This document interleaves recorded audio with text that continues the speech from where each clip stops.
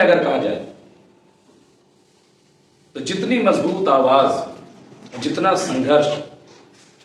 और जितना खामोश, जैसे एक समुंदर खामोश होता है ना, बहुत बोलता नहीं,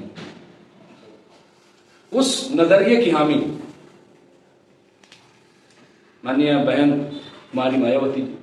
जो उत्तर प्रदेश की 4 बार मुख्यमंत्री रही। मैं उनको इस वक्त उनका जो नजरिया है, उनकी जो विचारधारा है, क्योंकि वो तमाम जो हमारी विचारधारा और विरासत रही है उसको जिस तरीके से वो संभाल कर, मुनज़्ज़म करके और पूरे कारवां को लेके चल रहे हैं। बहुत सारे लोग ये समझ रहे हैं, मैंने अभी एक मीटिंग में ये बात आई, जब 4 बार वज़ीर आला रही, इतनी बड़ी पार्टी, लेकिन उत्तर प्रदेश में आप देखिए कि कुछ नहीं हो पाया।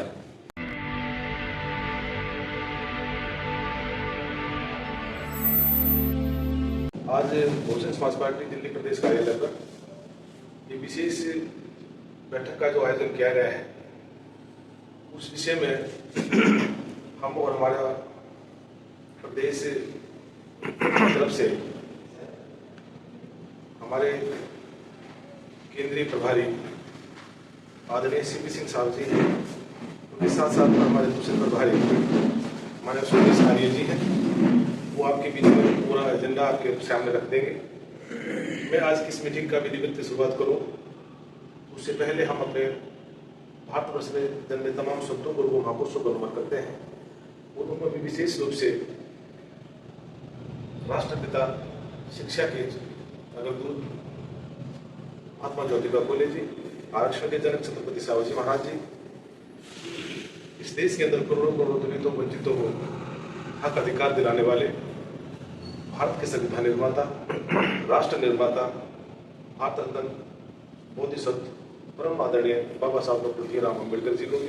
के साथ साथ बहुजन समाज पार्टी TS4 व वाम सेना के संस्थापक व जन्मदाता हम सब के रहबर बहुजन नायक मानव साहब काशीराम जी को भी हार्दिक दिल से सत नमन करते हुए, आज बहुजन समाज पार्टी जो इस देश की तीसरे नंबर की राष्ट्रीय पार्टी है, उन राष्ट्रीय पार्टी की हमारी परम आदरणीय, हमारी मुख्य आदर्श नेता RLD के नाम से विख्यात उत्तर प्रदेश से सबसे बड़े प्रदेश की 4 बार मुख्यमंत्री, राज्यसभा सांसद, लोकसभा सांसद, विधान परिषद, विधानसभा, लगभग सभी पदों पर रहने वाली हमारी आदरणीय बहन कुमारी मायावती जी को हम अपना आदर्श नेता मानते हैं। उनकी रीति और नीति में पूर्ण आस्था रखते हैं। तो साथियों, आज के हमारे जो इस बैठक के विशेष रूप से जो मुख्य अतिथि हैं आज के, वो हमारे केंद्रीय प्रभारी हरियाणा एंड दिल्ली प्रदेश के जो अभिमान्य बहन जी ने लगा रखे हैं। तो ऐसे हमारे जिन्होंने अपनी पूरी जिंदगी बहुजन मूवमेंट के नाम समर्पित कर दी, बहुजन समाज पार्टी और इस आंदोलन के लिए अपनी नौकरी तक को छोड़ना पड़ा, तो उसके लिए भी हंस के उन्होंने अपने इस कुर्बानी को भी दिया है। साथियों, ऐसे बहुजन समाज पार्टी जो एक आंदोलन का ज्यादा रूप है, बहुजन समाज पार्टी इस देश के अंदर उन सामाजिक जो हमारे पुरखे रहे हैं, जिन्होंने इस देश के अंदर जो सामाजिक प्रवृत्ति है, सामाजिक जाति भेद है, उसको खत्म करने के लिए अपनी पूरी जिंदगी लगाई है। उसी काम को बढ़ाने के लिए बहुजन समाज पार्टी माननीय बहन कुमारी मायावती जी के निर्देशन में काम कर रही है। तो साथियों, आज के जो प्रोग्राम हम स्टार्ट करते हैं, तो आज हमारे मुमताज आलम रिजवी साहब हमारे से मिले अभी 5-6 दिन पहले, बात उनकी पहले से भी हो रही थी। तो उन्होंने इच्छा जाहिर की कि हम बहुजन समाज पार्टी की नीतियों में उनकी विचारधारा में पूर्ण आस्था रखते हैं, और हम भी इस देश के गरीब मुजराम जो भी गरीब है, वंचित है समाज है, उसके हक अधिकार के लिए आपके साथ कंधे से कंधा मिलाकर हम भी काम करना चाहते हैं। तो सामान्य साथियों, हमने अपने जो सीनियर साथी हैं, प्रभारी जी हमारे केंद्रीय प्रभारी, उन तक ये बात पहुंचाई। तो उन्होंने भी कहा कि इस देश के अंदर जो हमारा दलित मुस्लिम भाईचारा है, वो मजबूत होना चाहिए दिल्ली प्रदेश के अंदर भी। दूसरी कड़ी में ये सब आज ये कार्रवाई चल रही है। तो मैं सबसे पहले जो हमारे आज के पार्टी ज्वाइन कर रहे हैं हमारे साथी, नौजवान साथी हैं, वो बहुत काबिल हैं, पढ़े लिखे हैं, और हमें पूरा विश्वास है कि दिल्ली प्रदेश में बहुजन समाज पार्टी के साथ विशेष रूप से सर्व समाज के साथ साथ विशेष मुस्लिम समाज को भी पार्टी की नीतियों को, उनकी विचारधारा को पहुंचा कर यहाँ भी बड़े स्केल पे समाज को जोड़ने का काम करेंगे। तो मैं सबसे पहले रिजवी साहब से निवेदन करूंगा, अब वो अपनी तरफ से अपने विचार, अपनी सोच, आपके सामने रखें, उसके बाद में मैं अपनी कार्रवाई को आगे बढ़ाएंगा। तो मैं सबसे पहले अपने रिजवी साहब से भी निवेदन करूंगा, अगर वो आपके सामने अपने आने का मकसद भी अपने मुंह से बता दे और क्या करना है, कैसे विचार बना, जैसे भी थोड़े जो भी उनके कुछ है। तो रिजवी साहब, हमारे कंवर साहब और हमारे राष्ट्रीय जी इंचार्ज और हमारे केंद्रीय कोऑर्डिनेटर, नेशनल कोऑर्डिनेटर, केंद्रीय राज्य कोऑर्डिनेटर जनाब आर्या साहब और तमाम जो आप तशरीफ फरमा हैं और हमारे जो मीडिया के साथी हैं, मैं सबसे पहले आप सबका शुक्रिया अदा करता हूँ और ख़ास तौर से यहाँ पे जो भी जिम्मेदारान हैं, बहुत जल्द सबसे बहुत अच्छी वाकफियत हो जाएगी क्योंकि पहला दिन है और यही वाकफियत और यही आपस में मुलाकात जो है सबसे पहला मकसद यही है। और मैं जैसा कि अभी हमारे अध्यक्ष जी ने कहा, मैं भी जो इस सरजमीन को जिन्होंने अपनी अजीम खिदमात से, अपनी कुर्बानियों से इस देश को मजबूत किया, यहाँ तक पहुँचाया, हमारे आंजानी ज्योतिबा फुले और आंजानी हम सबके छत्रपति शिवाजी महाराज जी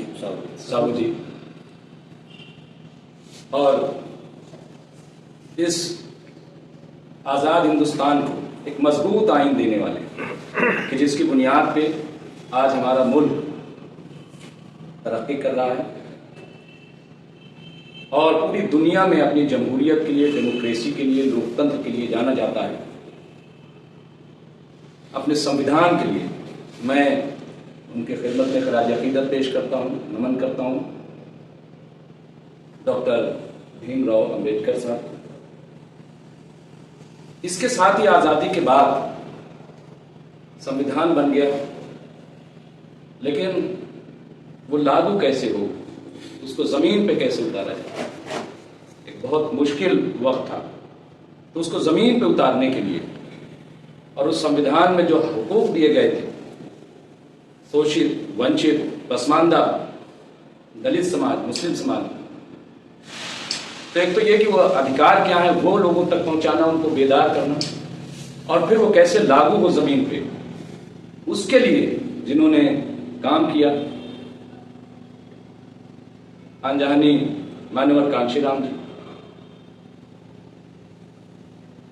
और इस सरजमीन को एक खातून लीडर आप ही ने दिए, जो आज भी मैं समझता हूं पूरे मुल्क में, बल्कि पूरी दुनिया में अगर कहा जाए तो जितनी मजबूत आवाज, जितना संघर्ष और जितना खामोश, जैसे एक समुंदर खामोश होता है ना, बहुत बोलता नहीं, उस नजरिए की हामी माननीय बहन कुमारी मायावती जी, जो उत्तर प्रदेश की 4 बार मुख्यमंत्री रही। मैं उनको इस वक्त, उनका जो नजरिया है, उनकी जो विचारधारा है, क्योंकि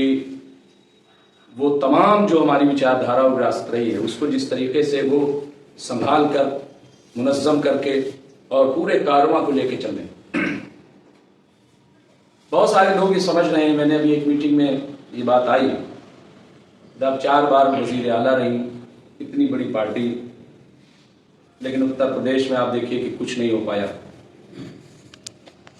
तो मैं, चूंकि मुझे इल्म है इस बात का कि कभी भी जो हमारे पहले के लीडरान रहे और जो अब हैं, कभी भी सीट की राजनीति नहीं कि हमें कितनी सीट मिली। राजनीति और सियासत इस बात की रही कि हमारे साथ कितने लोग जुड़े, तो वो जुड़ाव कहीं कोई कम नहीं हुआ। अगर देखें, यानी हम बात कर रहे हैं, अगर मीडिया की जुबान में कहें, वो टॉप परसेंटेज की, इसीलिए पार्टी कहीं से कोई उसमें लड़खड़ाहट आपको देखने को नहीं मिलेगी। उसी तरीके से अपने उसूलों पे, अपनी विचारधारा पे, वरना हम देख रहे हैं कि विचारधाराएं बदल गई, सिर्फ नारे रह गए, आइडिया ऑफ इंडिया। नारा देने से कुछ नहीं होता, लेकिन ये एक ऐसी पार्टी है, आप देख लें कि आज भी अपनी विचारधारा पे उसी तरह से कोई कह नहीं सकता, कोई इस मामले में, मैं चूंकि जर्नलिस्ट भी रहा हूं, राइटर हूं, मैंने लिखा है, पढ़ा है। आज भी उसी विचारधारा पे ये पार्टी और पार्टी में लोग जो मौजूद हैं वो उसी अंदाज से चल रहे हैं। इसीलिए मुझे लगा कि जब क्राइसिस है इतनी आज देश में, देश को जिस तरह से गलत सिमत की तरफ ले जाने की कोशिश की जा रही है, ऐसा लग रहा है कि फिर जैसे अमीर अमीर होता जा रहा है, गरीब गरीब होता जा रहा है। ये जो खाई, क्योंकि इसी को पाटने के लिए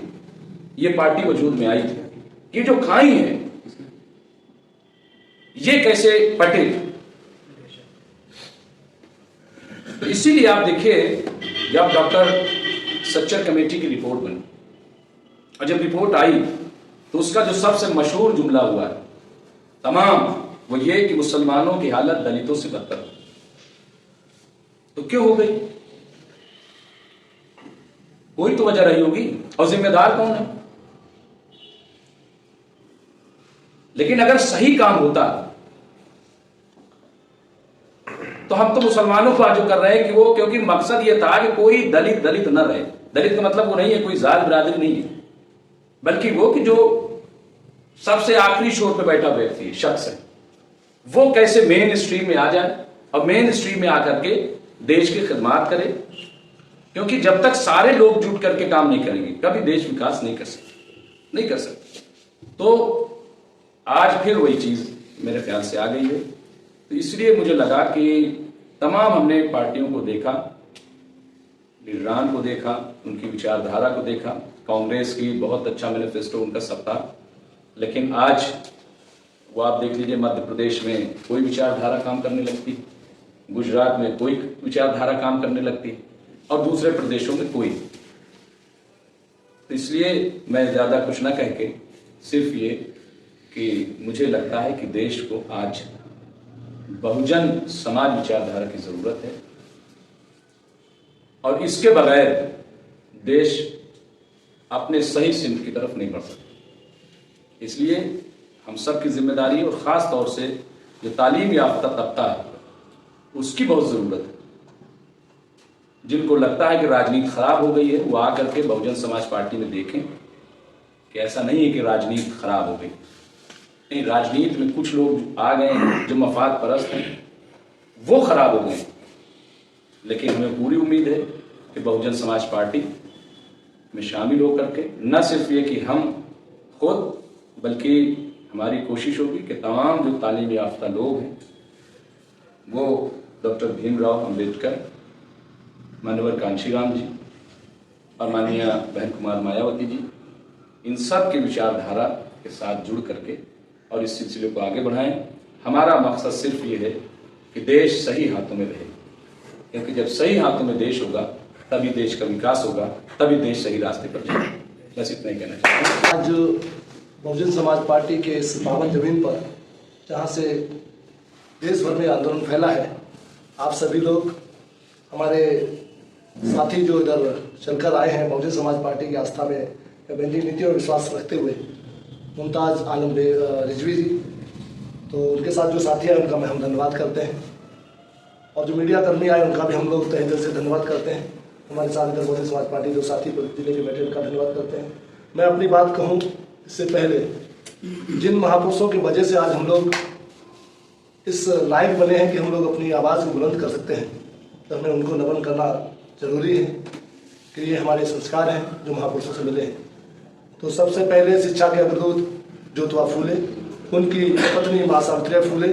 और फातिमा बेग को नमन करते हैं, जिन्होंने शिक्षा का आंदोलन चलाया इस देश में। हिस्सेदारी की नुमाइंदगी पेश करने के लिए कोल्हापुर के राजा छत्रपति साहूजी महाराज ने रिप्रेजेंटेशन का जो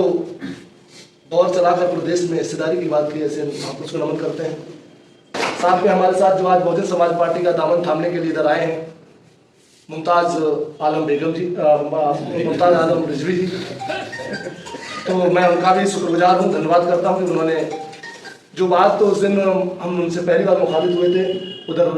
सांसद श्री रामजी गौतम जी के आवास पर, तो वहाँ हमारी मुलाकात हुई, उनसे उनकी लंबी बातचीत हुई। तो मुझे लगता है कि उन्होंने वाकई में बहुजन समाज पार्टी के शासन प्रशासन अनुशासन के बारे में जरूर अध्ययन किया होगा और माननीय बहन जी के कार्य और उनके कार्य प्रणाली के बारे में जरूर अध्ययन करने के बाद ही बहुजन समाज पार्टी की तरफ आने के लिए विचार किया होगा। तो उनकी लंबी बातचीत हुई, उन्होंने कहा कि रिजवी साहब इधर बहुजन समाज पार्टी में काम करके, क्योंकि बीएसपी में काम करना कोई आसान काम नहीं है, राजनीति है, वोट हमारे पास है और हम अपने लोगों को वोट का महत्व नहीं समझा पाते। बस उनको तमाम तरह के जो लोभ लाभन वादे किए जाते हैं अन्य पार्टियों द्वारा, फ्री का, तमाम तरह के धार्मिक चीजों का, उसमें ना जाकर बीएसपी की ताकत बताने का काम करती है, वोट की ताकत क्या है। तो इसीलिए सम्मानित साथियों,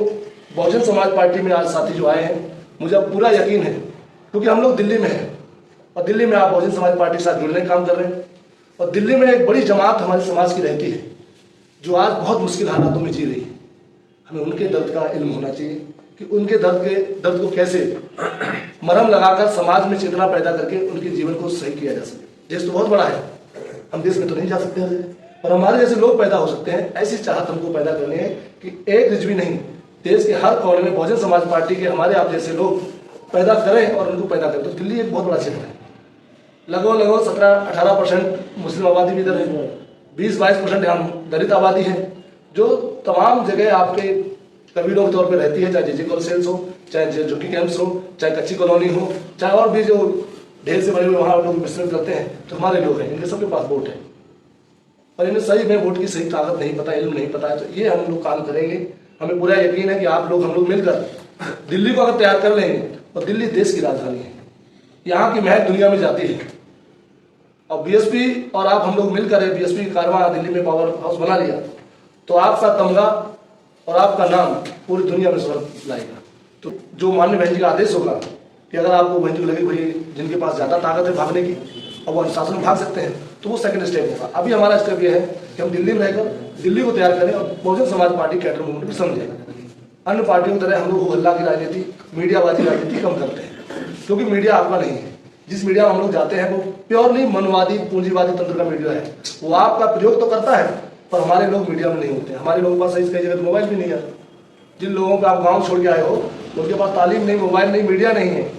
उन्हें कैसे आप सुनाओगे? उन्हें तो घर घर जाना पड़ेगा। तो इसीलिए हम लोग घर घर जाने की बात करते हैं सर, इसीलिए हम लोग मैन मीडिया से दूर रहते हैं, क्योंकि मीडिया कभी आपकी बात है आपको यूज करता है, हिंदू मुस्लिम दलित झगड़ा पिछड़ा के नाम पर यूज करता है, गाय गोबर के नाम पर आपकी सही से समस्या हल नहीं करता, समस्या पर चर्चा नहीं करता मुस्लिम समाज दलित समाज की। तो मेरा मानना है कि वो लोग वही एजेंडे लेके आते हैं जो कांग्रेस और भारतीय जनता पार्टी के लिए प्रमुख होते हैं, आपके लिए नहीं। तो इसीलिए हम लोग मीडिया से पीछे रहते हैं और इसलिए हम लोग जमीन पर लोगों से संवाद करना ज़्यादा पसंद करते हैं। तो मेरी उम्मीद है कि आप हम लोग हमारी बात को समझ चुके होंगे कि बीएसपी संगठन और संगठन के साथ साथ कैडर और अनुशासन के साथ साथ एक दूसरे से प्रेम भाव और भाईचारे के साथ काम करना चाहती है, कम्युनिकेट करने के लिए तैयार रहती है, करती भी है। तो आप सभी से भी ये उम्मीद करते हैं कि लोग आज इनके साथ बहुजन समाज पार्टी के साथ में सदस्यता लेंगे, जिम्मेदारी लेंगे। वो अपने अपने जहाँ जो रहते हैं वहाँ हम लोग चलकर उनके मनोबल को हाई करेंगे। बहुजन समाज पार्टी का दिल्ली में प्रदेश से लेकर विधानसभा बूथ तक का संगठन है हमारे पास, कैडराइज कार्यकर्ता है, वो हर जगह आपको मान सम्मान और आपके जो आपकी खासियत है उसका प्रयोग करेंगे। तो मुझे उम्मीद है आप लोग भी उनके साथ जुड़कर आपको महसूस होगा कि समाज कैसे चलता है, समाज कैसे चलना चाहिए। तो इन्हीं बातों के साथ मैं धन्यवाद करता हूँ। पार्टी में विधिवत रूप से ज्वाइनिंग कराने का ये अभी वो चल रहा है कि आप अभी हमारी कार्रवाई देख लो, अपनी कार्रवाई को हमारी इसके बाद चलाना, ठीक है ना साथी? तो ठीक है, आप मीडिया के साथी बैठे, अगर मीडिया के साथी ना बैठे होते तो हमारे साथी बैठे होते, तब भी यही चल रहा था। सम्मानित साथियों, अभी हमारे केंद्रीय स्टेट कोऑर्डिनेटर जी आपके बीच में अपने उद्गार प्रकट की। तो अभी हमारे मुख्य जो हमारे केंद्रीय कोऑर्डिनेटर है, स्टेट कोऑर्डिनेटर हमारे सीपी सिंह साहब जी, जो रिजवी साहब को विधिवत रूप से बहुजन समाज पार्टी का जो सिंबल है और पटका जिसको बोलते हैं हम, उसको पहनाकर विधिवत रूप से पार्टी में ज्वाइनिंग कराएंगे और उसके बाद हम विचार प्रकट करेंगे और बहुजन समाज पार्टी की नीति और रीति के विषय में भी आप सबके सम्मुख माननीय रिजवी जी को भी और उनके साथ जितने भी यहाँ आए हैं जो पार्टी ज्वाइन कर रहे हैं, उनके साथ साथ वो भी इस चीज को जाने कि बहुजन समाज पार्टी इस देश के अंदर किस तबके के लिए, किस समाज के लिए, किस वर्ग के लिए, सर्व समाज के लिए जो बात करना चाहती है, इस देश के अंदर राजपाट के द्वारा लोगों को उनके हक अधिकार दिलाना चाहती है, उस विषय में अपना पूरे जीवन के अनुभव के आधार पर आपके बीच में विचार रखेंगे। तो मैं निवेदन करूंगा अपने केंद्रीय स्टेट कोऑर्डिनेटर माननीय सीपी सिंह साहब से वो रिजवी साहब को पार्टी का पटका पहनाकर उनको विधिवत रूप से पार्टी ज्वाइन कराने का कष्ट करें।